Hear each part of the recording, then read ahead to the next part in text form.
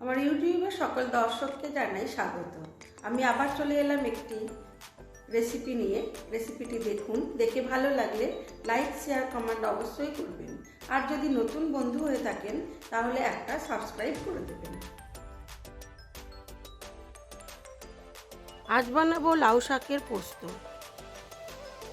লাউ শাক খুবই উপকারী একটি শাক, আর এই গরমে তো আরও ভালো।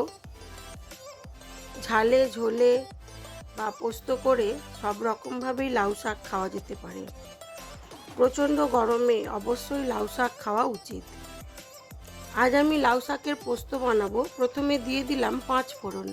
5 ফোড়নটাকে হালকা ভেজে নেব। 5 ফোড়ন ভাজার যে গন্ধটা, ওটা বেশ সুন্দর লাগে। সেই জন্য প্রথমে তেল দিলাম না, প্রথমে ওটাকে শুকনো খোলায় ভেজে নিলাম। তারপরে দিলাম পরিমাণ মতো সর্ষের তেল। শুকনো খোলায় ভাজার পর একটা সুন্দর গন্ধ আসে। এটা লাউ শাকের তরকারিটার স্বাদ আরও দ্বিগুণ করে দেয়। দিয়ে দিলাম অল্প একটু পেঁয়াজ, খুবই কম দেবো। আমি যেভাবে লাউ শাকের পোস্ত করছি এইভাবে আমার মা করতেন।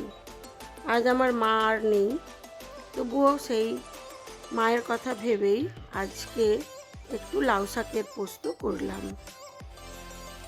দিয়ে দিলাম অল্প একটু আলু, যাতে লাউ শাকটা একটু গামাখা হয়। আপনারা আলুর বদলে বেগুনও দিতে পারেন। মা যেহেতু নেই, সেই জন্য যতই ইচ্ছে হোক মায়ের হাতে রান্না তো আর খেতে পাবো না, তো মাঝে মধ্যেই মায়ের মতো করে রান্না করি। তবে সেটা যে আনন্দের সাথে খাই তা না, তবুও রান্না যখন করি তখন মনে হয় আমার মা এইভাবে করতেন, একটু করে দেখি, সেই ভেবেই করা। আলুটা দিয়ে দিলাম পরিমাণ মতো নুন আর অল্প একটু হলুদ। হলুদ না দিলেও হবে।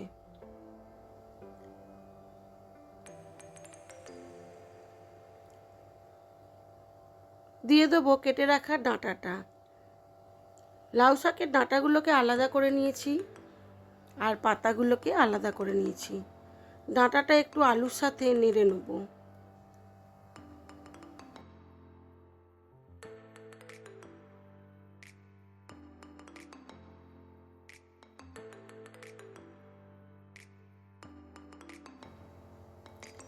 প্রচণ্ড গরমে রেগুলারই লাউ শাক খাওয়া যেতে পারে। আর লাউ শাক খুবই সুন্দর খেতেও, আর খুবই উপকারী। আপনারা ঝোল করলেও একটু লাউ শাকের ডগা দিতে পারেন, ডাঁটা দিতে পারেন। লাউ শাক অনেকে ভাপাও খান, খেতে বেশ লাগে। দিয়ে দিলাম পরিমাণ মতো পোস্ত। পোস্তটাকে আমি হালকা ভেজে নেব, আপনারা চাইলে না ভাজলেও পারেন। তবে আমার মা অল্প একটু পোস্তকে কষিয়ে নিতেন। পোস্ত ভাজার যে গন্ধটা আমার মনে হয় তরকারির স্বাদ আরও দ্বিগুণ বাড়িয়ে দেয়। তাই অল্প একটু পোস্ত দিয়ে ভালো করে আগে আলু ও ডাঁটার সাথে কষিয়ে নেব। তারপরে পোস্ত ধোয়া জলটা দিয়ে দেবো। দিয়ে দিলাম কেটে রাখা শাকটাও।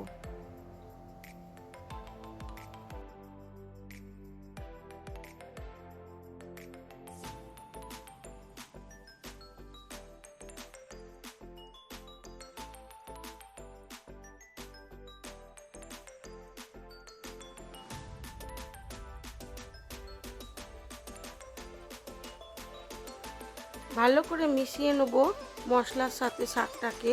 তারপরে ঢাকা চাপা দিয়ে বেশ কিছুক্ষণ হতে দেব।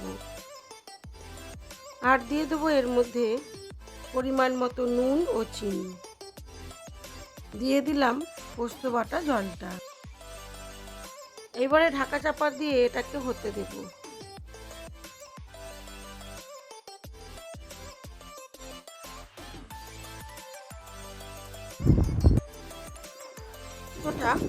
এবারে দেখে নেব নুনটা।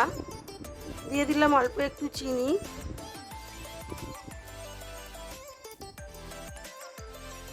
স্বাদ মতো নুন ও চিনি দিয়ে আরও কিছুক্ষণ হতে দেব। দিলেই হয়ে যাবে আমার লাউ ডাঁটার পোস্ত।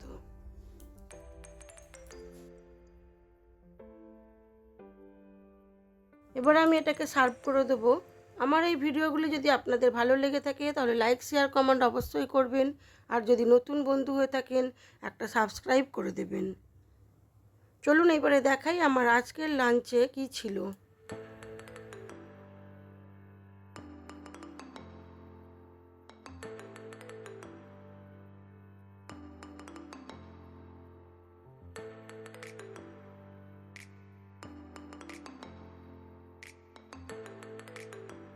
আমি এবার এটাকে সার্ভ করে দেবো।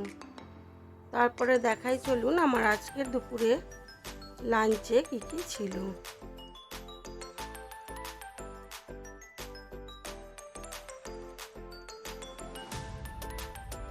আমার আজকে দুপুরবেলা ছিল আলু পোস্ত, লাউ শাকের পোস্ত, ছিল চিকেন কষা, ছিল আমের চাটনি।